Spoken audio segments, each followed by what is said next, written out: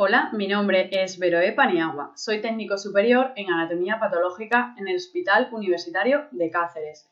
En primer lugar, me gustaría agradecer poder estar aquí hoy con vosotros en este primer congreso en avances y actualización en ciencia sanitaria a mi compañera Alejandra Usón por contar conmigo para formar parte de este proyecto materializado en un manual actualizado que tanta falta hacía en nuestro colectivo.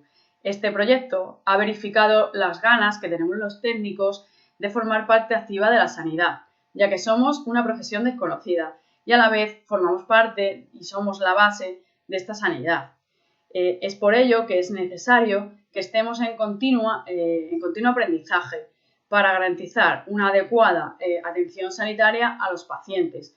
En nuestro caso, ya sea en forma de biopsias, de citologías o cualquier otra prueba susceptible de realizarse en anatomía patológica.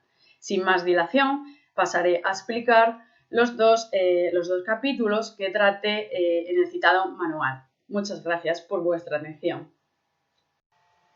Bien, voy a hablar del primer capítulo que escribí para el manual, que se llama Clasificación de materiales, equipos básicos y reactivos. Bien, para trabajar en un laboratorio es necesario que conozcamos tanto los utensilios como los reactivos, como los materiales y que trabajemos de forma coordinada. En función del área en el que desarrollemos nuestra labor, pues va a haber diferentes instrumentos, diferentes materiales, como por ejemplo en el área de histología, pues todo lo relacionado con la obtención de secciones tisulares, como serían las cuchillas del micrótomo, las agujas histológicas, los portaobjetos, etc. En citología habrá otras cosas, en biología molecular otras y en talla de autopsias otras. Y luego también habrá un material de uso común a todos los laboratorios, como contenedores de residuos, embudos, etc. Bien, el material volumétrico sirve para medir volúmenes, para contenerlos y transferirlos. El ejemplo más claro sería la probeta. Luego, las micropipetas sirven para succionar y transferir un pequeño volumen de líquido. Es lo que utilizamos sobre todo para las PCRs. En cuanto a la limpieza en el laboratorio, pues consiste en la eliminación de cualquier materia extraña, tanto de superficies como equipos y materiales. La desinfección es sinónimo de antisepsia, consiste en suprimir agentes patógenos, no elimina todos los microorganismos ni sus formas de resistencia. Hay diferentes métodos, tanto mecánicos y físicos como químicos. Las técnicas que se utilizan las vamos a enumerar brevemente, serían la inmersión, la loción, la vaporización y fumigación, brumas aerosoles y pulverización. Esterilización es sinónimo de asepsia. En este caso sí que se destruyen todos los microorganismos y sus formas de resistencia. Todo objeto esterilizado estaría desinfectado. ¿Qué métodos se utilizan? También por agentes físicos o también mediante productos químicos. Por agentes físicos sería bien calor húmedo, calor seco, radiaciones ionizantes, por rayos ultravioletas o por filtración. Mediante productos químicos hablaríamos, por ejemplo, del óxido de etileno. Agua de laboratorio. El agua de laboratorio no solo se utiliza para limpiar, así que tiene que ser de buena calidad para evitar el deterioro de los equipos. Hay diversos organismos encargados de clasificarla, como sería el Instituto de Normas Clínicas y de Laboratorio, la Organización Internacional de Normalización y la Sociedad Americana para Pruebas y Materiales. Para eliminar los contaminantes de este agua existen diferentes métodos de purificación. Los más utilizados los vamos a enumerar y serían la destilación, la filtración, desionización, electrodesionización, absorción y oxidación ultravioleta. Tenemos que considerar el agua del laboratorio como un reactivo más del laboratorio. ¿Qué es un reactivo? En química es una sustancia que interactúa con otra en una reacción química, dando lugar a otra sustancia diferente. Hablaríamos de un producto. Lo podemos encontrar en forma sólida, en forma líquida, en disoluciones y puede ser de diferente pureza y calidad. Los más utilizados en anatomía patológica son el ácido acético, el silol, el alcohol, el formol. Y se clasifica en base a unos tipos de peligro, que serían el peligro físico, peligro para la salud humana, peligro para el medio ambiente y peligros adicionales de la Unión Europea. En la etiqueta tiene que venir el nombre y la concentración, la fórmula química, el peso molecular y la densidad. números CE y CAS, lote, fecha de caducidad y condiciones de almacenamiento, código H, código P y finalmente pictogramas de peligro. Aquí en la imagen veis una etiqueta tipo.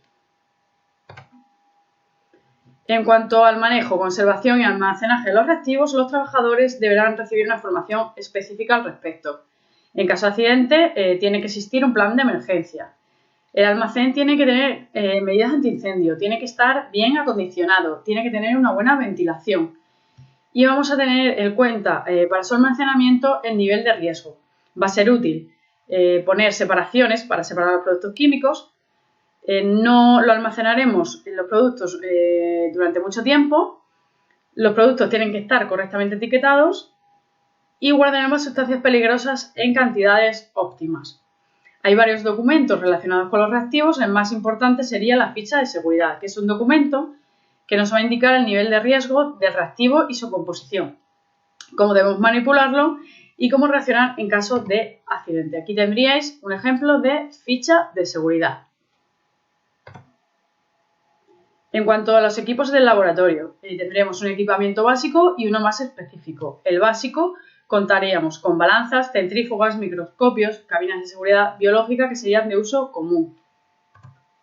Y en cuanto a un equipamiento específico, depende del área en el que trabajemos, habrá diferentes equipos. Por ejemplo, el área de histología va a tener estaciones de inclusión, micrótomos, baños, teñidores, montadores y criostatos. Por ejemplo, si hablamos del área de inmunohistoquímica, además de otros materiales, equipos de uso común, va a tener sistemas de tinción automatizados específicos de este área. Finalmente, vamos a hablar de los procedimientos normalizados de trabajo, que describen las diferentes actividades o operaciones relacionadas con un proceso, las responsabilidades y el cumplimiento. Sirve para proporcionar pautas y métodos para que todas las personas implicadas en un proceso lo desarrollen de acuerdo a los mismos. Sería estandarizar un proceso. También sirve para que haya una uniformidad en todos los procedimientos, para que sirva de guía de trabajo y además servirá como adaptación del nuevo personal y para mejorar las rotaciones. Trabajar en base a estos PNTs requiere disciplina, pero a la larga va a ser de mucha más utilidad. Finalmente, hacer una recapitulación en la que hemos visto tanto utensilios, materiales, equipos, reactivos, agua de laboratorio y finalmente procedimientos normalizados de trabajo. Ahora vamos a hablar de un tema un poquito diferente: análisis de extensiones cérvico-vaginales en procesos neoplásicos. Hace ya algunas décadas que se asoció el carcinoma de cérvix a algún agente de transmisión sexual. Resultó ser el virus del papiloma humano. En este tema vamos a ver los diferentes grados de cambios tisulares que puede provocar el HPV. Existen más de 100 tipos de HPV y van en aumento. 40 de estos tipos se encuentran en las mucosas genitales. Se puede clasificar o de bajo o de alto riesgo. En esta tabla se pueden ver los diferentes tipos de virus de HPV. En el de alto riesgo encontramos el 16 y el 18 y en el de bajo riesgo el 6 y el 11.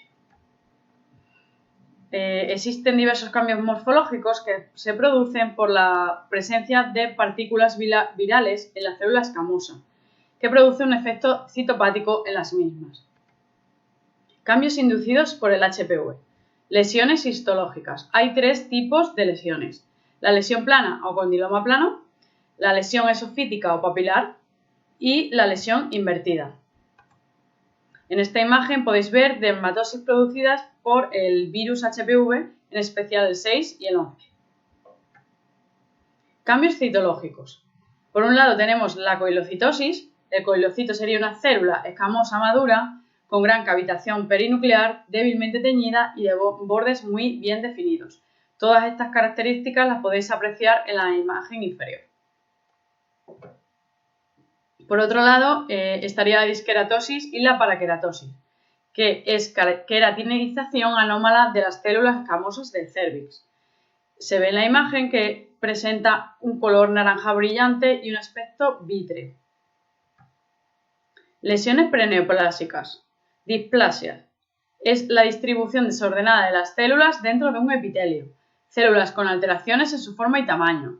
Núcleos hipercromáticos e irregulares. Estaríamos hablando de lesiones precancerosas.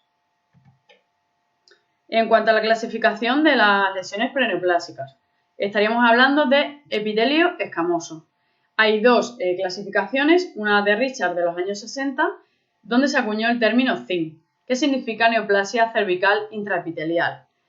CIN 1 sería la displasia leve que se produce en el tercio basal del epitelio. CIN 2 sería la displasia moderada, que ocuparía los 2 tercios basales. Y el CIN 3 sería la displasia intensa o carcinoma in situ. Tenemos también la clasificación de Bethesda, que es posterior, donde se acuñó el término SIR, lesión intraepitelial escamosa. Ascus o Agus serían las alteraciones más notables que los cambios reactivos, pero no se puede encajar en el resto de grupos. SIL de bajo grado, que corresponde en la clasificación anterior a CIN 1. Pueden regresar o pueden persistir.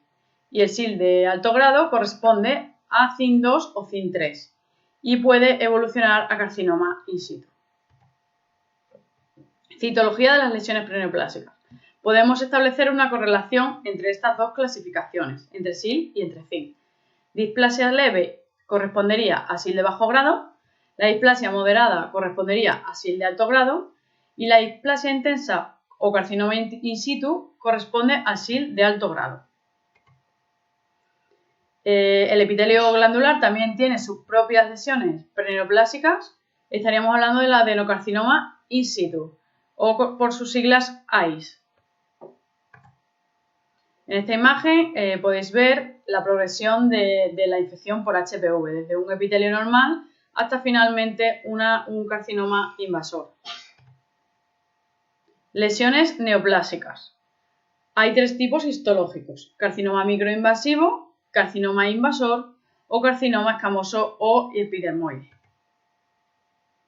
Vale, pasamos a las células epiteliales glandulares, a sus anomalías.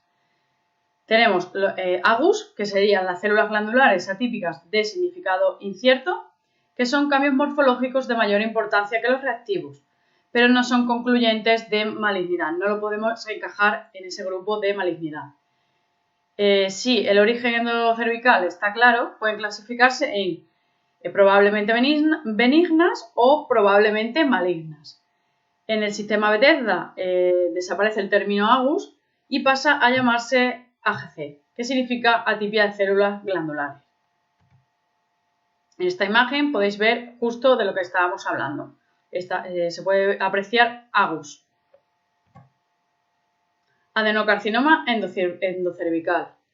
Tendremos 3: adenocarcinoma in situ, adenocarcinoma infiltrante de cervix y adenocarcinomas de origen extrauterino.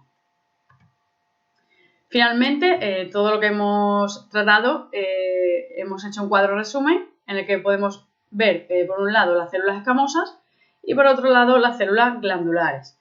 En cuanto a las células escamosas, tenemos Ascus, ASCH, LSIL o lesión de bajo grado. Tenemos también HSIL y carcinoma escamoso epidermoide y su correspondencia en la clasificación de Richard. En cuanto a las células glandulares, tenemos Agus o AGC y adenocarcinoma endocervical, que hemos dividido en 3 grupos: adenocarcinoma in situ, adenocarcinoma infiltrante de cervix y adenocarcinomas de origen extrauterino. Bien, como veis, pues hemos tratado 2 temas muy diferentes, pero que son de muchísima utilidad para el técnico. Ha sido muy bonito participar en este proyecto del manual porque hemos podido dar a conocer un poquito más nuestra profesión. Muchas gracias y espero que os haya gustado.